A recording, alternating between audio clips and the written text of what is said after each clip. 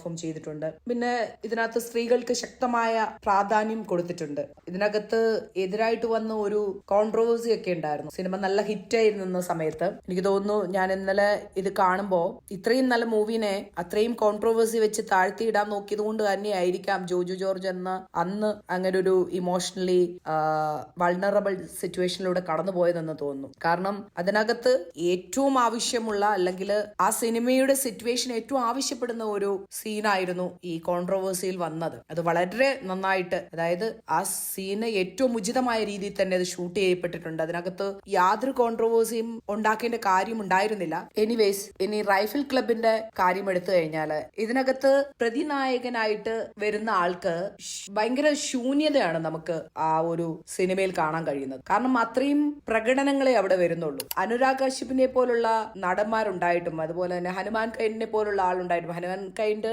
എനിക്ക് തോന്നുന്നു ഇതിനകത്ത് മികച്ചതെന്ന് പറയാൻ പറ്റുന്നത് ഹനുമാൻ കൈൻഡിന്റെ പെർഫോമൻസും അതുപോലെ തന്നെ ദിലീഷ് പോത്തന്റെ പെർഫോമൻസുമാണ്. ഇതില് ഹനുമാൻ കൈൻഡിനെയും അതുപോലെ തന്നെ അനുരാഗ് കശ്യപിനെ ഒരു കോമാളിയായിട്ടാണ്, ലൈക്ക് യാതൊരുവിധ ഒരു പ്രതിനായക സ്ഥാനത്തും അല്ലെങ്കിൽ വില്ലന്റെ സ്ഥാനത്ത് നിർത്താൻ പറ്റാത്ത രീതിയിൽ ഗുണമില്ലാത്ത ഒരാളായിട്ടാണ് അനുരാഗ് കശ്യപ് നിൽക്കുന്നത്. പിന്നെ ഹനുമാൻ കൈൻഡ് വരുന്നു, അതുപോലെ തന്നെ പോകുന്നു. ആ വന്ന സമയത്തുണ്ടായ ഒരു ബാസല്ലാതെ അല്ലെങ്കിൽ ഒരു സ്വാഗ് ചെറുതായിട്ട് ക്രിയേറ്റ് ചെയ്തു എന്നുള്ളതല്ലാതെ അതിനപ്പുറത്തേക്ക് അയാളുടെ ക്യാരക്ടറും ഒന്നുമല്ലാണ്ടായി പോകുന്നു.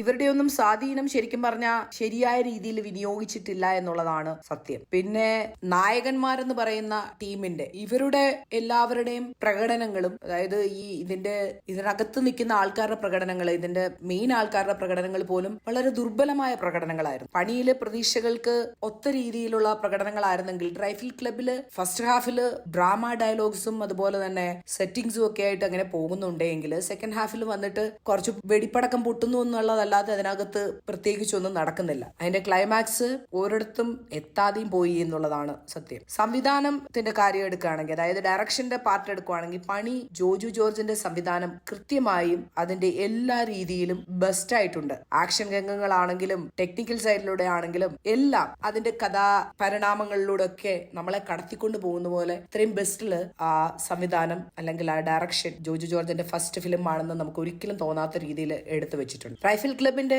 നേരെ തിരിച്ചാണ്. ഇതിന്റെ ഡയറക്ഷൻ തന്നെയാണ് ഏറ്റവും മന്ദഗതിയിലുള്ള കാര്യം. സിനിമാറ്റിക് വൈബൊക്കെ കൊടുത്തിട്ടുണ്ട്. പറയുമ്പോൾ ഒരു ഗെയിം കാണുന്ന പോലെ ഇരുന്ന് കണ്ടിട്ട് ഇറങ്ങി വരാം. പക്ഷെ അവിടെ പോലും ആ സ്വാഗ് ഇല്ലാത്തത് കൊണ്ട് ആ ഗെയിമിനോടുള്ള ഒരു പൂർണ്ണത നമുക്ക് ഫീൽ ചെയ്യില്ല. അതുപോലെ തന്നെ ക്ലൈമാക്സും ഒരു ഇല്ലാതെ പോയി എന്ന് വേണം പറയാൻ. പിന്നെ സിനിമാറ്റോഗ്രാഫിയെ കുറിച്ചും അങ്ങനെയൊക്കെ സംസാരിക്കുകയാണെങ്കിൽ പണി